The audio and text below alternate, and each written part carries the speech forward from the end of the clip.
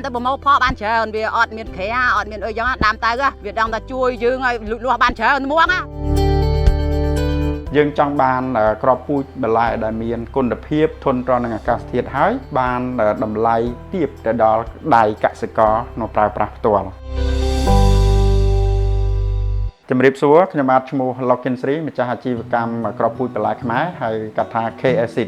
គឺជាក្រុមហ៊ុនផលិតពូជសាកល្បងនិងធ្វើកិច្ចសន្យាផលិតក្របពូជពីកសិករដើម្បីចែកចាយទៅឲ្យដេប៉ូលក់ពូជបន្លែនិងសម្ភារៈកសិកម្មទូទាំងប្រទេសកម្ពុជាគោលបំណងនៃការផលិតពូជនេះគឺទី1ក្របពូជនៅក្នុងប្រទេសកម្ពុជាមានតុល្យភាពយើងអាចផលិតដោយជនជាតិខ្មែរខ្លួនឯងហើយយើងអាចលក់ទៅឲ្យជនជាតិខ្មែរខ្លួនឯងគ្រប់ក្របពូជ K-Acid មុនពេលដែលយើងចាប់ផ្ដើមផលិតឬក៏យើងចាប់ផ្ដើមធ្វើកិច្ចសន្យាជាមួយកសិករ K-Acid បានធ្វើការតេស្តសាកល្បងពូជជាមុនសិនដើម្បីឲ្យដឹងថាទី1ពូជហ្នឹងធន់ទ្រាំទៅនឹងអាកាសធាតុទី2 ពូជហ្នឹងគឺ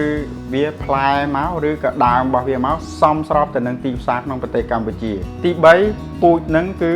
ងាយស្រួលក្នុងការដាំហើយនឹងតម្រូវសមស្របទៅនឹងតំបន់ដែលកសិករដាំអញ្ចឹងអត្ថប្រយោជន៍ដែលយើងវាយតម្លៃមុនពេលដែលយើងយកក្របពូជនោះមកវិចខ្ចប់ដើម្បីចែកចាយទៅដេប៉ូនោះគឺយើងផ្ដោតទៅលើ3ទី1គឺយើងផ្ដោតទៅលើដំណោះអញ្ចឹងគ្រាប់ត្រូវតែអត្រាដំណោះយ៉ាងទាបបំផុតហើយគឺចាប់ពី85% ឡើងទៅទី2គឺយើងផ្ដោតទៅលើទិន្នផលអញ្ចឹងទិន្នផលហ្នឹងកំឡុងពេលដែលគាត់ដាំហ្នឹងហើយនឹងផលហ្នឹងគឺអាចខ្ពស់ដែលគាត់អាចទទួលយកបានទី3ហ្នឹងគឺយើងផ្ដោតទៅលើបន្លែស្រស់ដែលផលិតបានហ្នឹងគឺពេញនិយមឬក៏ទីផ្សារចូលចិត្តហើយដែលធ្វើឲ្យកសិករចំណេញច្រើន មូលហេតុដែលខ្ញុំជ្រើសរើសគ្រាប់បន្លែប្រញាញ់ពូជកូនជ្រូកនេះព្រោះវាធន់នឹងអាកាសធាតុនិងធន់នឹងកម្ដៅថ្ងៃទី1វាទិន្នផលខ្ពស់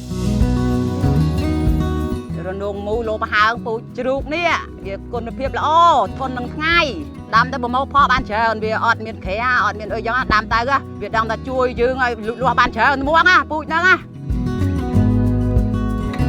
បានដាំដំណាំតឡាចពូជអាធន់ឃើញថាទិន្នផលវារបស់វាខ្ពស់បានចំណេញច្រើនអញ្ចឹងខុសពីពូជហ្នឹងគឺអត់ដាំ បច្ចុប្បន្ន K-Acid គឺយើងមានសណ្ដែកគួរពូជរំសាយសក់ដែលយើងផលិតសាកល្បងខ្លួនឯងនេះគឺជាពូជរំសាយសក់អញ្ចឹងពូជរំសាយសក់នេះ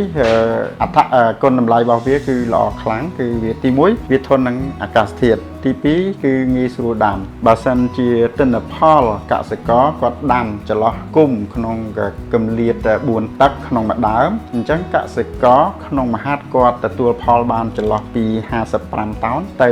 60តោនក្នុងមួយវដ្តជីវិតនៃ1ហិកតាបច្ចុប្បន្ន K-Acid បានចូលរួមកម្មវិធីកសិកម្មខ្មែរសម័យថ្មីដែលគាំទ្រដោយសហគ្រិនខ្មែរ Nature Impact Hub អញ្ចឹងយើងទទួលបានចំណេះដឹងដូចជាទី1 ទៅលើការគ្រប់គ្រងហិរញ្ញវត្ថុទី2គឺទីផ្សារនិងទី3យើងបានបទពិសោធន៍ជាច្រើននៅពេលដែលយើងចុះកម្មសិក្សាខ្មែរបែបអភិរក្សដើម្បីឲ្យពូជបន្លែខ្មែររីកចម្រើនពីកសិករខ្មែរជាអ្នកផលិតនិងកសិករខ្មែរជាអ្នកប្រើប្រាស់សូមប្រើប្រាស់ពូជបន្លែ